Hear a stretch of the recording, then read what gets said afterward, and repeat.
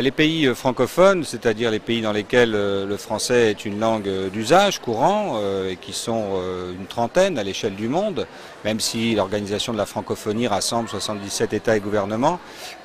ont tout intérêt, et ils le font je crois, à utiliser cette langue comme un vecteur de développement, comme un vecteur de partage avec les autres pays du monde, et ils le font dans leur système éducatif. Mais il y a évidemment un enjeu qui est transnational et qui justement s'attache aux qualités particulières de cette langue, qui porte sur le dialogue entre des pays d'univers différents, de sphères culturelles différentes, et qui au travers de cette langue française trouve un chemin de dialogue, mais aussi un chemin d'échange, de croissance. Et on sait aujourd'hui, grâce à des études récentes, que l'appartenance à l'espace francophone, au sens de l'usage quotidien de la langue, encore une fois, favorise et provoque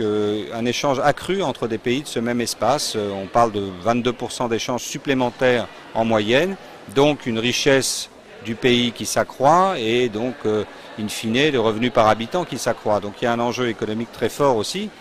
Et tout ça passe par la langue française qui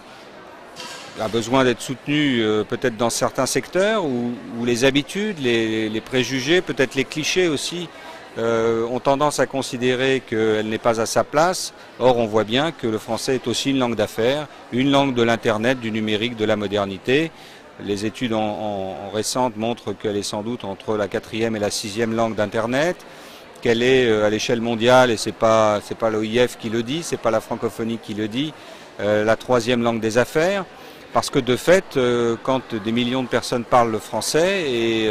créent de la richesse en français, eh bien ce sont à la fois des producteurs et des consommateurs qui sont donc incontournables dans les échanges économiques internationaux. Je vous en prie.